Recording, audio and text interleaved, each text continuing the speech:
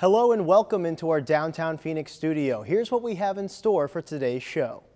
Coming up on Cronkite Sports Now, we catch up with the latest around the Cactus League. Also, what do the Royals like to do on their days off? And we take a look at the Pac-12 tournament in Las Vegas. All of that and more coming up on Cronkite Sports Now. Happy Wednesday, everyone. Welcome to Cronkite Sports Now. I'm Sean Salehi. Let's kick things off with the latest around the Cactus League on this rainy Wednesday afternoon. We'll start in surprise with the latest on the Texas Rangers. Earlier, when the MLB first released their 2020 preseason power rankings, the Texas Rangers came in sitting at number 20 in all of majors. When asked whether or not he agreed with the placement of his team, manager Chris Woodward had this to say. I don't really care what people think outside of our clubhouse. I know our guys inside get annoyed by that, but that's up to us to prove them wrong. So they can say all they want, and if we prove people right, shame on us. Woodward went on to say, while his team could use this as motivation, it isn't something they constantly have in the back of their minds. One of the A's top performers so far this spring has been outfielder Mark Canha. The San Jose native went 1 for 3 and drove in a run in the A's 4-2 loss to Kansas City yesterday afternoon. But for Canha, this is just a continuation of the step forward he took in the big leagues last year, posting an OPS north of 900 for the first time in his career. When asked about it, manager Bob Melvin said that Canha's approach at the plate has been one of the most encouraging signs in the young player's development to this point. And then last year, based on the fact that he kind of completely transformed his mindset at the plate, look more at getting better pitches to hit and taking more walks. And you look at the OPS, I think he was over 900 last year. So this is just who he is now. And, I don't worry about spring numbers at this point, whether they're good at bat or bad for him. He's just a productive player for it right now and deserves, for me, close to an everyday role. Now we go out to Jose Solis, who is also here in Mesa, for more on the A's. As the rain comes down here at Hohokam Stadium, the weather appears to be nothing more than a minor distraction for some players, as some pitchers like Liam Hendricks and Jake Diekman were seen warming up well before anyone else was around here. And it's attention to your craft and those small little details that first baseman Seth Brown discussed with reporters on making sure to improve yourself in any way possible to stay on this roster. I look at every day as an opportunity for me to earn my spot and earn a place. I'm out here, and every chance I get out here to put in extra work, I'll do it. You have to keep that mindset of stay hungry and earn your role.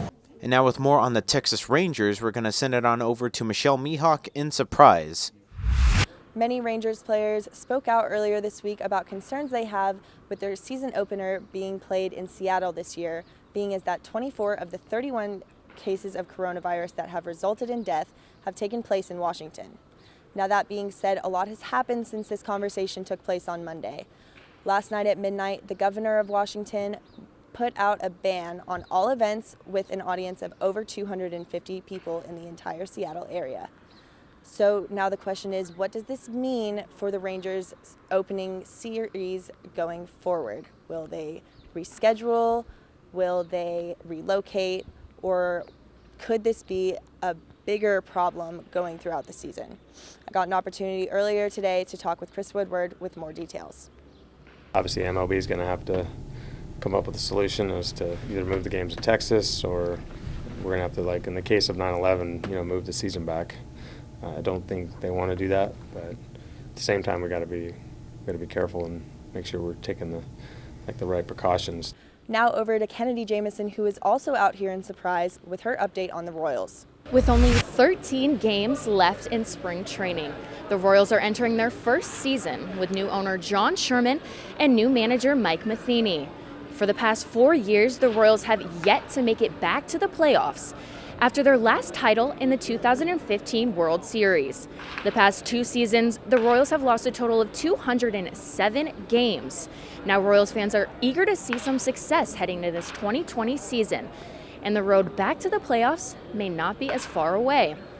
After acquiring new players in the offseason, adding some depth to their bench and a promising handful of pitchers to strengthen their roster, the Royals are rebuilding back to that championship status. This spring, the Milwaukee Brewers have had some unsung heroes prove themselves this spring. Both Logan Morrison and Mark Mathias have found their groove here in March. Yeah, just not trying to do too much, trying to feel what I can feel and not really try to press and try to show off, knowing what I'm capable of and knowing my capabilities out there, and not trying to do too much, like I said earlier. Just knowing my worth and what I'm going to do for the team and figure out what I got to do to be in the lineup every day is definitely a focus of mine. And going out there and figuring out what I got to do to get better every single day. Mathias is likely on the outside looking in for a roster spot on opening day. But the third-round draft pick in 2015 is sure to make his Major League debut sometime this season. Back to you in the studio. All right, let's take a look at today's lineup of games around the Cactus League. We already have games underway and 2 more matchups set for tonight, including the past 2 National League MVPs going head-to-head as Christian Yelich and the Brewers take on Cody Bellinger and the Dodgers in Glendale at 6:05. With spring training in full swing and opening day just around the corner, it can be hard to find off time for most Major League teams. Cronkite News reporter Zach Gallman caught up with the Kansas City Royals to see how they spend their off days here in Arizona. Days off from the diamond are few and far between for major leaguers. With a month and a half of spring training followed by a 162-game regular season schedule, players valued those rare days off. You don't get too many days off in baseball. You're playing it almost every day, so it's nice to take advantage. Guys do different things. Some guys like to stay in bed all day. I like to kind of take advantage of it, so I like to either go golf, hang out with the family, do something fun, get my mind off baseball. For many of the players, their focus shifts to a smaller white ball. We try to find new stuff, but for the most part, it's the same old, same old. I mean, the Valley's, hosts a lot of great things out here for us to do. So, but mainly golf is the #1 thing we do. It's the mecca right now. It's the best time of the year. Playing golf is, you're staying active, but you're not doing anything, too crazy. For some of the players, it's another outlet for their competitive juices. Honestly, we're all kind of even. I feel like, some guys that don't, just go out there for fun, don't really play golf. Obviously, they don't score well, but for the guys that play a lot, I feel like we're all pretty even. Now, not all players adore golf as much as the others. Royals outfielder and newcomer to spring training, Khalil Lee, likes to spend his days off a little differently. And that includes checking out what's new in the shoe game. I might go do something, go to the outlets or something, and just kind of get out of the house. I don't like to sit around the house that much. For sure, go to any shoe store, man. Wherever the shoes are, I'm trying to go get some new kicks. Lee knows the time might come when he'll have to hit the links. No, I'm not really into golf right now, but I'm sure as I hang around these big league guys, that's what they like to do. So I'll probably end up going to the golf course here in the near future. Whether it's waking up early to get a couple rounds in or sleeping in till noon, each player on the team has their own way of unwinding away from the field. In Surprise, Zach Gallman, Cronkite News. Thanks, Zach. The Golden State Warriors announced earlier today that they will be playing for the next 2 weeks without fans at their home arena as a precautionary measure due to the coronavirus. The Warriors are the first NBA team to ban fans from attending games.